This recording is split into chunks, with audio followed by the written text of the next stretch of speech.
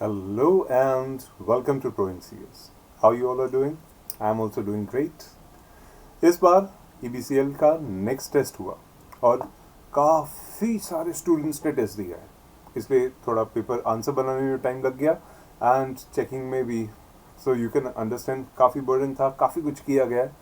After checking the paper, after understanding के students कहाँ गलत कर रहे थे ये वो, लेकिन I must say this paper was remarkable. मतलब आपने बहुत अच्छा लिखा है and I always appreciate students अगर वो अपना पूरा एफर्ट्स डालते हैं. And this was showing that 13 to 18 chapters was something like sir हमें आता है. So really good and very good thing. Okay, चलो अब इस बात में ये भी समझ लेते हैं कि एग्जामिनेशन में अगर ऐसे क्वेश्चन आएंगे तो क्या सोच के हमें आंसर लिखना है और कैसे आंसर लिखना है. ठीक है, सो क्वेश्चन कुछ ऐसा था. क्वेश्चन नंबर 1A एक सिंपल सा क्वेश्चन दिया था कंज्यूमर प्रोटेक्शन एक्ट का. क्वेश्चन ऐसा था कि Sohan has struck Sohan has a truck which was driven by a driver, Sham, but Sham did not have a valid license for that truck, and the truck was insured with the insurance company. On the way, all of a sudden, the truck started burning. Sohan filed a claim with the insurance company. The insurance company repudiated the claim on the ground that the driver of the said truck did not have the valid license. The truck owner pleaded that the claim is not relating to driving of the truck but to the insurance did not charge the decision. मतलब देखो यहाँ पे question के हिसाब से सोहन के पास truck है जिसका जो ड्राइवर था वो शाम था और शाम के पास वैलिड लाइसेंस नहीं था, ऐसा क्वेश्चन में दिया हुआ था. ठीक है, और ट्रक अपने आप में इंश्योर्ड था, इसका मतलब इसका कोई प्रीमियम कुछ भी पेंडिंग नहीं था. Okay, suddenly truck started burning, मतलब not due to the fault of Sham but suddenly कुछ mechanical problems की वजह से. Sohan filed a claim with the insurance company and the insurance company they repudiated the claim on the ground that the driver of the said truck did not have a valid driving license. भाई driver के पास licence नहीं था इसलिए आपको claim नहीं मिलेगा. लेकिन सोहन का कहना है सर पर ड्राइवर ने एक्सीडेंट तो किया ही नहीं था, ट्रक तो अपने आप पे चलने लगा. So the truck owner pleaded that the claim is not at all related to driving. But the insurance company did not change its decision. Soham filed a district complaint with the District Consumer Redressal Forum. Will Sohan succeed? That is the question. ठीक है, अब यहाँ पे जो एक law के हिसाब से डेफिनेशन का जो पार्ट आता है दैट इज क्या डेफिनेशन लेंगे. इस आंसर को लिखने के लिए हम लोग एक तरह से एनालिसिस करते थे कि सोचते क्या लिखेंगे. ठीक है, ये आंसर लिखते समय हम कुछ चीज़ों का ध्यान रख सकते हैं. जैसे पहले डिफेक्ट का डेफिनेशन क्या है, तो व्हाट इज द डिफेक्ट. तो डिफेक्ट का डेफिनेशन आपको section 2 subsection 10 of consumer protection act के हिसाब से मिल जाएगा. ठीक है, ऐसा कोई सिमिलर केस लॉ अगर आपके ध्यान में आता है तो लिख देना, जैसे Jitendra Kumar versus oriental insurance company का केस था. अगर ध्यान में नहीं आता, अगर आपको वो केस ध्यान में नहीं आता तो ठीक है, as per the provisions of consumer protection act. Supreme court का जो जितेंद्र चौहान केस में उसमें सिमिलर फैक्ट्स थे और ये बोलना था कि the fire has actually occurred due to the mechanical failure not due to the mistake of the driver.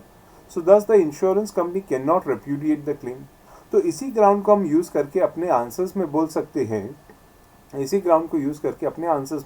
हैं, कि सोहन के केस में Sohan will succeed because the fire actually occurred in the truck on itself. The driver was not at fault. Okay, and therefore the insurance company has to honor the claim. समझ में आया? Clear? तो इस तरीके से आपने answer सोचा. चलो पहले आपने एक डिफेक्ट का डेफिनेशन डिस्कस कर लिया, फिर आपने ये डिस्कस किया कि जितेंद्र का केस. अगर आपको केस याद है तो अच्छी बात है, अगर आपको केस याद नहीं भी है तो as per the latest case, landmark case, कोई भी अगर केस याद आया तो, नहीं आता तो ठीक है, आप प्रोविजंस ऑफ लॉ दिखा रहे हो. सुप्रीम कोर्ट के जजमेंट की जगह पे आप क्वेश्चन से भी अगर ये समझ के लिखते हो कि मैकेनिकल फेलियर था और ड्राइवर की मिस्टेक नहीं थी, ये बात बराबर है तो भी चलेगा. इन सिंपल वर्ड्स आपका आंसर बराबर था. तो it was really good to see that students have answered it very well. ठीक है, क्लियर. चलो अभी नेक्स्ट क्वेश्चन देखता हूँ, नेक्स्ट क्वेश्चन में क्या क्या था. सो ये क्वेश्चन तो हुआ. नेक्स्ट क्वेश्चन आया था, you have to write a short note on usufructuary mortgage under the transfer of property act. Clear. So एक क्वेश्चन पूछा था भाई यूसुफ्रक्चुअरी मॉर्गेज क्या होता है, कैसे होता है. जब ये टर्म हिट होता है यूसुफ्रक्चुअरी मॉर्गेज, इसका मतलब समथिंग जहाँ पे प्रॉपर्टी अपने आप में कमा सकती है, समथिंग दैट प्रॉपर्टी अपने आप में कुछ कर सकती है, तो उससे रिलेटेड में। तो चलो इसके आंसर को अगर हम देखें तो ऐसा है, यूसुफ्रक्चुअरी मॉर्गेज डिस्कस करते समय कुछ चीज़ें आप आंसर में लिख सकते हो, जैसे usufructuary mortgage has certain characteristics. जो पोजेशन ऑफ द प्रॉपर्टी होता है वो मॉर्गेजी को दे दिया जाता है, possession of the property goes with the mortgagee. There is no personal liability on the mortgagor to pay, mortgagor के ऊपर कोई लाइबिलिटी पेमेंट नहीं है। And the mortgagee is entitled, mortgagee को एक टाइटल मिलता है क्या, they can collect the rent और the profit in ल्यू of interest and principal. आप उसको एडजस्ट करवा सकते हो, जिसको बोलते हैं अप्रोप्रिएट करवा सकते हो। And mortgagee is not entitled to any kind of foreclosure of the property और to sue for sale of the property. क्यों? क्योंकि ये पेमेंट डायरेक्टली मॉर्गेजर से नहीं आ रही है, ये उस प्रॉपर्टी में आने वाले इनकम से आ रही है। सो ये कुछ चीज़ें अगर आप यूसुफ्रक्चुअरी के शॉर्ट नोट्स में लिख के आते हो तो एग्जामिनर आपको डेफिनेटली, मतलब दीज वर द फ्यू की पॉइंट्स जो आपके आंसर में एक्सपेक्ट किए जाते हैं। अगर आपने ये पॉइंट्स लिखे हैं तो आपको मार्क्स मिले होंगे, और डेफिनेटली काफ़ी सारे स्टूडेंट्स ने पॉइंट्स लिखे थे, बहुत अच्छे मार्क्स मिले इस बार। तो कुछ एक स्टूडेंट्स ने नियरली 90% प्लस स्कोर किया इस पेपर में, तो वेरी गुड परफॉर्मेंस। ओके, ये इस आंसर की वजह से you have scored excellent excellent excellent also. ठीक है, चलो नेक्स्ट क्वेश्चन देखता हूँ। नेक्स्ट क्वेश्चन ऐसा था कि क्वेश्चन 2A था। क्वेश्चन 2 ये था कि Nitin Kumar Gupta, he is a director of hi fi limited, the company has purchased some property in the name of Nitin Kumar Gupta and paid the consideration. Okay, important point ये है कि property was in the name of Nitin Kumar Gupta and paid the consideration from the property. State with the reason whether the transaction or arrangement amounts to बेनामी transaction. तो क्या ये बेनामी है? मतलब कंपनी एक प्रॉपर्टी को खरीदती है और प्रॉपर्टी खरीदने के बाद ये प्रॉपर्टी कंपनी के डायरेक्टर के नाम पे होल्ड करती है, क्या ये बेनामी ट्रांजैक्शन हुआ? ठीक है, अब इसके आंसर को लिखते समय अगर आपके दिमाग में ये पॉइंट आते हैं, दैट इज बेनामी की कोरिलेशन में, जैसे सेक्शन 2 सबसेक्शन 9 के हिसाब से बेनामी ट्रांजैक्शंस में बेनामी का डेफिनेशन आता है, तो सेक्शन 2 सबसेक्शन 9 इंपॉर्टेंट बन जाता है। याद रखने के लिए देखो, ये गिनती गई कुछ एक सेक्शन है, जैसे बेनामी में सेक्शन 2 सबसेक्शन 9 एक क्रिटिकल सेक्शन है, हमेशा याद रखना। उसमें एक पार्ट आता है कि अगर कोई पर्सन प्रॉपर्टी होल्ड करता है फिड्यूशरी कैपेसिटी में on behalf of another person, तो वो ट्रांजैक्शन बेनामी नहीं होगा। सो हमने वही आप आंसर में अगर आपने ये लाइन लिखी है तो बहुत अच्छी थी, that the exception provides that the person can hold the property in a fiduciary capacity for the benefit of another person and such transaction will not be a बेनामी। और कंपनी का जो डायरेक्टर होता है ना, वो फिड्यूशरी कैपेसिटी में ही होता है, तो एज अ रिजल्ट उसके नाम पे ली गई प्रॉपर्टी अपने आप में बेनामी नहीं होती। सो thus the property purchase by the company in the name of the director Nitin Kumar Gupta is not a बेनामी। ठीक है, काफ़ी स्टूडेंट्स ने, अब तो ऑलमोस्ट सभी ने यही आंसर दिए थे एंड बैंग ऑन, सबको अच्छे अच्छे मार्क्स मिले हैं। Okay, good. उसके साथ साथ हम लोग नेक्स्ट वाला क्वेश्चन देखते हैं, क्या आया था नेक्स्ट क्वेश्चन। क्वेश्चन 2B की जहाँ तक बात करूँ, क्वेश्चन 2B ऐसे था कि good foods private limited gave an advertisement in a daily newspaper, ठीक है, for pre packed snacks mentioning the retail sale price of the package. However, in the advertisement, neither the net quantity nor the number of snacks contained in the package was given. वो दिया ही नहीं था। Now, what are the legal provisions in regard to this and whether the advertisement given by this company is sufficient as per the relevant law? Okay, so ये question पूछा गया था कि whether the advertisement given is sufficient as per the relevant law. ठीक है, answer लिखते समय हम कुछ चीज़ें ध्यान रख सकते हैं, that is legal metrology act के हिसाब से क्या क्या चीज़ें हैं। देखो, ये पार्ट जो आता है सेक्शन 18 ऑफ लीगल मेट्रोलॉजी में आता है, जहाँ पे आप एडवर्टाइजमेंट्स की बात करते हो। 18 के पार्ट में आता है that a person can not manufacture, pack, sell, distribute, deliver any kind of pre-packaged commodity unless it meets the requirement of prescribed declaration. आपको भी मालूम है कि अगर वो डिक्लेरेशन मीट नहीं करता है तो उसको खरीदना बेचना अलाउड नहीं है। प्लस एनी एडवर्टाइजमेंट जिसमें ये रिटेल प्राइस आता है, any advertisement which mentions the retail price of the pre-packaged commodity shall contain a declaration to the net quantity and the number of commodity. मतलब ये साफ साफ लिखा होगा कि कितनी क्वांटिटी या कमोडिटी, जैसे मैं आपको बोलता ये 10 रुपये का एक पेन हुआ, तो ये बोलना चाहिए कि अगर आप बोलते हो 10 रुपया तो 10 रुपये में कितना, द क्वांटिटी और द कमोडिटी का नंबर लिखना कंपलसरी है. Thus, the advertisement given by Good Foods Private Limited is not according to the legal provisions. क्योंकि उन्होंने क्या कमी कर दी थी, देखो क्वेश्चन के हिसाब से उन्होंने कमी कर दी थी दैट उन्होंने रिटेल प्राइस तो दिया लेकिन कमोडिटी लिखना भूल गए, कमोडिटी लिखना भूल गए. ठीक है, क्लियर? तो आपको ये समझ में आया? Very good. अभी नेक्स्ट क्वेश्चन, हाँ, discuss the provision of fixing of price of essential commodities by the central government during emergency. तो emergency के टाइम पे सेंट्रल गवर्नमेंट प्राइसेस कैसे फिक्स करेगा, क्या करेगा, उस चीज़ के बारे में अपने को क्वेश्चन पूछा गया है. ठीक है, सो यहाँ पे जब इमरजेंसी आती है और गवर्नमेंट फिक्स करता है तो एक चीज़, ये एसेंशियल कमोडिटी का क्वेश्चन है. तो जब आपको ये क्लिक हो जाता है कि हाँ अरे हाँ ये एसेंशियल कमोडिटी का क्वेश्चन है, तो क्या क्या चीज़ें आपको ध्यान रखनी है. देखो आपको यहाँ पे ये ध्यान रखना है कि सेंट्रल गवर्नमेंट के पास कुछ ताकत है प्राइस फिक्स करने की. तो हम लिख सकते हैं that central government has certain power to direct the price at which the food stuff in the locality will be sold to the general public where emergency is declare. तो अगर किसी जगह पे इमरजेंसी डिक्लेयर है तो central government वहाँ पे price fix कर सकता है. And the central government can issue directions only when there could be price rise या प्रिवेंशन ऑफ होर्डिंग के लिए. तो क्योंकि देखो इमरजेंसी के टाइम पे ना सप्लाई रिस्ट्रिक्ट हो जाती है, डिमांड बढ़ जाती है. जैसे अभी हमने पेंडेमिक का टाइम देखा था, अप्रैल एंड मई का मंथ, तो सप्लाई रिस्ट्रिक्ट हो गई, डिमांड बढ़ गई और इसके वजह से अब ये क्वेश्चन उठने लगा कि चीज़ों के भाव बहुत महंगे हो रहे हैं. एग्जैक्टली वो महंगे होते गए. क्लियर? इसलिए सेंट्रल गवर्नमेंट डायरेक्शंस दे सकती है कि प्राइस कंट्रोल के लिए हर लोकेलिटी में इतना प्राइस होगा एंड होर्डिंग प्रिवेंट होगी. फिर आंसर में ये भी लिख सकते हैं such notification can be in effect for 3 months only. 3 महीने से ज़्यादा नहीं होता. और जो सेलर्स को रीइंबर्समेंट या कॉम्पेंसेशन के तौर पे अगर देते हैं या whatever is the price that they are agreeing, the seller will be paid price for the food stuff. तो किस प्राइस पे वो दिया जाएगा? आइदर द एग्रीड प्राइस, अगर सेलर के बारे में एग्रीड प्राइस सेंट्रल गवर्नमेंट ने प्रिस्क्राइब कर रखी है, so they will be paid as per the agreed price. Okay, they will be paid as per the agreed price. और another way of making payment is either और the control price. अगर government ने वो चीज़ें control price पे रखी हैं तो कंट्रोल प्राइस पे सेलर को दिया जाएगा. लेकिन अगर एग्रीड प्राइस और कंट्रोल प्राइस दोनों नहीं है तो आंसर में लिखना मार्केट प्राइस के हिसाब से. Clear? And I must say students ने बहुत अच्छा आंसर किया है और अच्छा लगा ये देख के, so congratulations. Okay, then next question था 3B का. 3B का क्वेश्चन क्या था? Yes, so which projects are exempted, exactly ऐसा क्वेश्चन आ भी सकता है. exempted from the provisions of RERA, real estate development regulation act के हिसाब से कौन सी चीज़ें exempted है. क्लियर? जब ये क्वेश्चन हिट होता है तो एक चीज़ दिमाग में समझ में आनी चाहिए कि हम उन चीज़ के बारे में बात करें जिसमें रजिस्ट्रेशन नहीं रिक्वायर्ड है. सो ऐसी चीज़ें क्या क्या हैं जो exempted हैं. ठीक है, अभी आंसर लिखते समय आप कुछ चीज़ें ध्यान रख सकते हो. एक तो projects which do not require registration in RERA can be area जहाँ पे land does not exceed 500 square metres, ये आता है. Number of apartment does not exceed 8, ये लिखा रहेगा.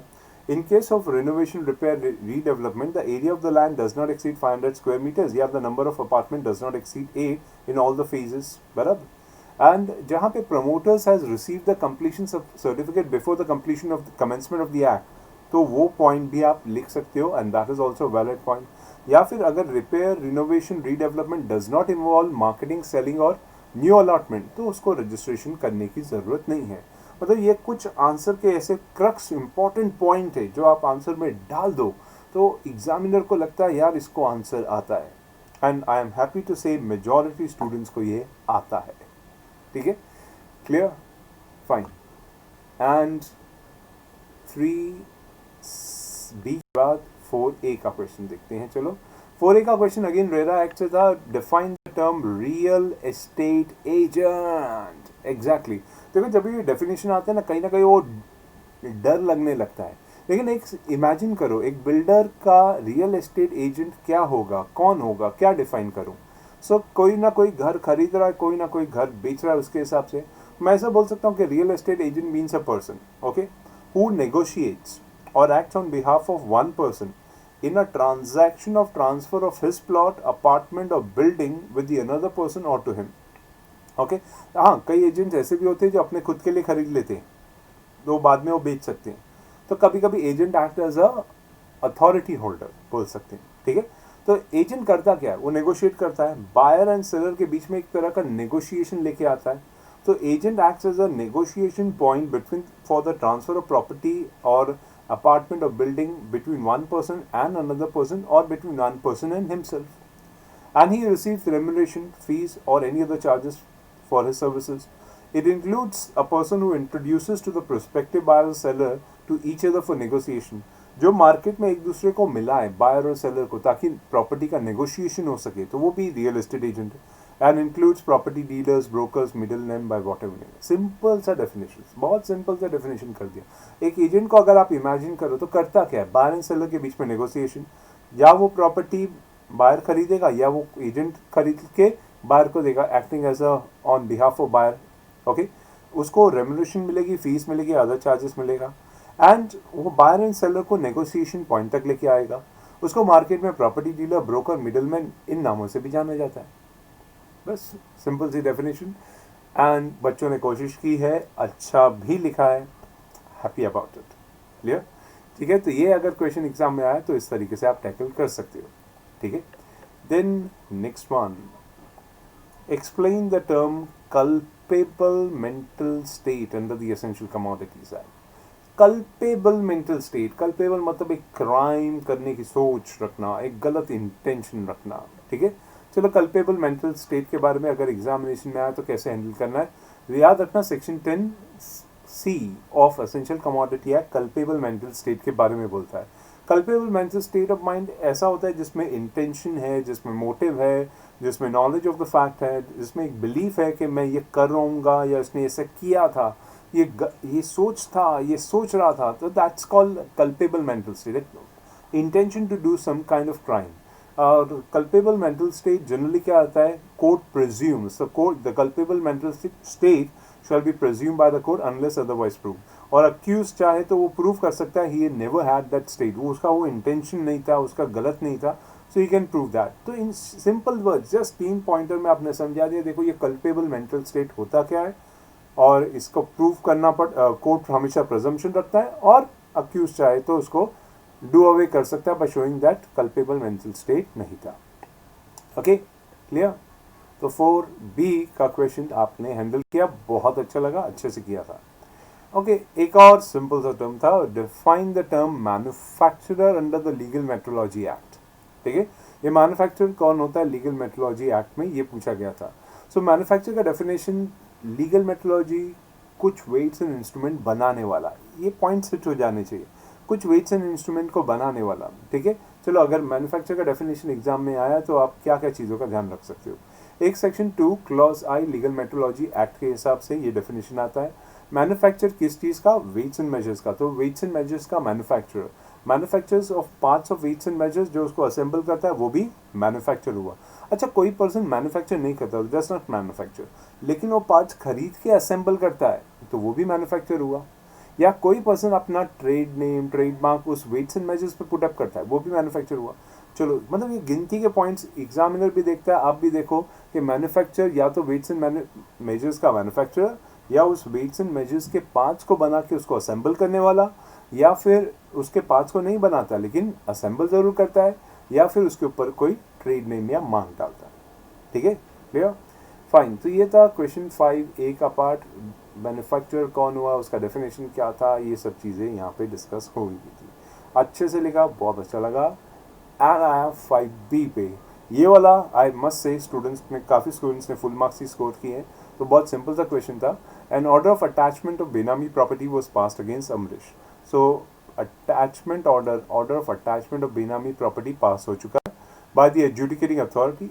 He is aggrieved by the order and he wants to file an appeal and he is asking you an advice. ठीक है, तो he is asking कि भाई बेनामी ट्रांजेक्शन से व्हाट कोर्स ऑफ एक्शन. देखो, उसको अपील करना है, उसको अपील करना है, और अगर वो अपील करना चाहे तो बेनामी ट्रांजेक्शन में हायरार्की में एडजुडिकेटिंग अथॉरिटी के ऊपर अपेलेट ट्रिब्यूनल है. तो हमको सिर्फ इतना बताना है कि अपेलेट ट्रिब्यूनल को अप्रोच कर सकता है, कितने टाइम में अप्रोच कर सकता है, कैसे अप्रोच कर सकता है. ठीक है, तो चलो ये बात बता देते हैं। तो ये आंसर लिखते समय आपको क्या क्या चीज़ों का ध्यान रखना चाहिए था।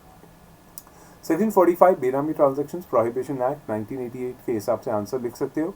Appeal to the appellate tribunal within 45 days from the date of receiving the order of the adjudicating authority, वो आप लिख सकते हो। हाँ, सफिशिएंट कॉज हुआ तो it can be admitted even after 45 days. So with sufficient cause, the appeal can be admitted even after 45 days and Amrish can appeal to appellate tribunal. बहुत simple सा आंसर, plain सा answer हमने समझा दिया। Clear? So that was how the answer could have been written, जो thought processes रख सकते थे।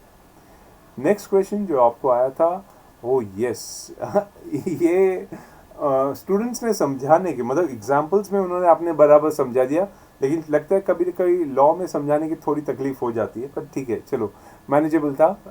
वो difference between reversion and reminder.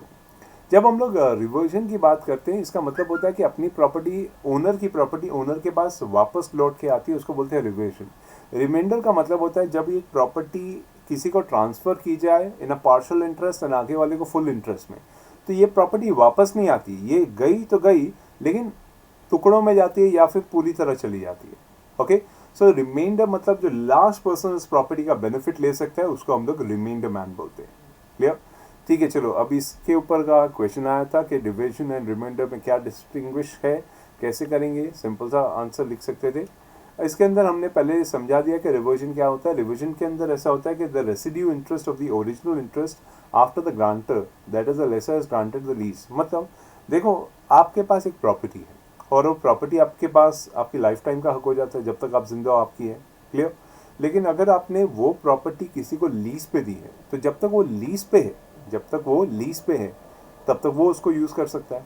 मतलब आपका हक उस प्रॉपर्टी से गया, लेकिन जब लीज ख़त्म हो जाएगी तो वो प्रॉपर्टी आपके पास वापस आएगी। उसी चीज़ को आपको यहाँ पे एग्जाम्पल में समझाना था, जो काफ़ी बच्चों ने सुंदर तरीके से समझाया था।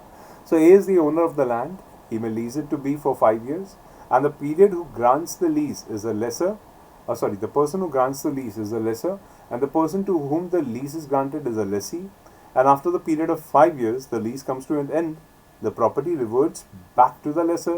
The property which reverts back to the lesser is a reversionary interest. Simply बता दिया। क्लियर?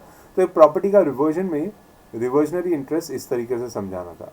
लेकिन जब आप रिमाइंडर की बात करते हो, तो when the owner of the property he grants a limited interest in favor of a person and gives the remaining interest to the last or the another person, that is the remainder interest. Say for example A owner है, that is suppose पापा आपके बोलते कि बेटा तुम लोग 2 बच्चे हो 3 बच्चे हो, सर 2 बच्चे हो, आपके पापा क्या बोलते हैं कि बेटा मेरी प्रॉपर्टी मेरे जाने के बाद तुम्हारी और तुम्हारे बाद तुम्हारे छोटे भाई या बहन की, बस।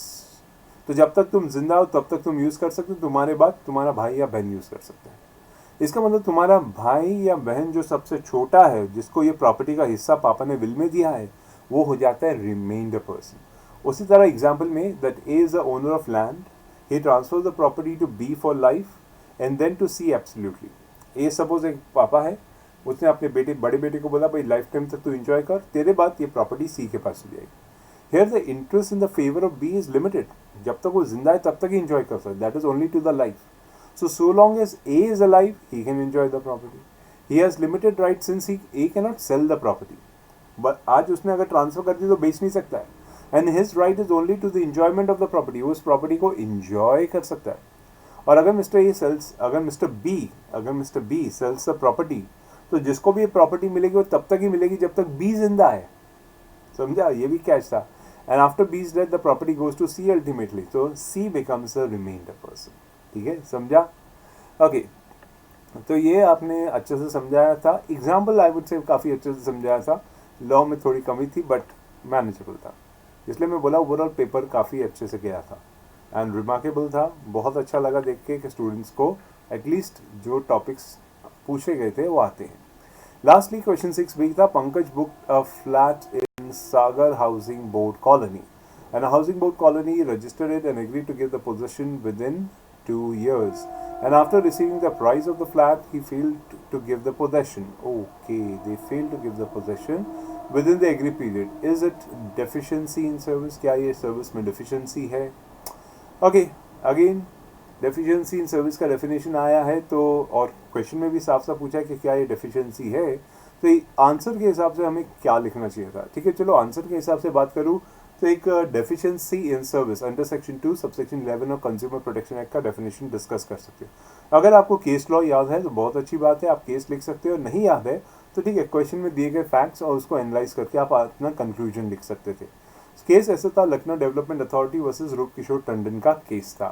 ठीक है, और फिर फाइनली आप फैक्ट्स में, as per the facts, Pankaj has booked a flat in Sagar housing board colony and after receiving the price of the flat the housing board failed to give the possession within the agreed period, which is clearly deficiency as per the case law given above. बस so as you can see answers काफ़ी छोटे अच्छे थे, sweet थे, paper भी बहुत छोटा अच्छा स्वीट था, लिमिटेड चैप्टर्स थे, लेकिन बच्चों का परफॉर्मेंस चेक करना था, उनकी तैयारी चेक करनी थी, तो yes I would say remarkable. ठीक है, कीप इट अप, अच्छे से पढ़ाई करो, क्लियर। एंड ऐसे ही अपने नेक्स्ट टेस्ट सीरीज चलते जाएंगे, हम लोग डिस्कस करते जाएंगे, ऐसे काफ़ी सारे डिस्कशंस आगे आने वाले हैं। ठीक है, all the best for exams, see you, tata, bye bye.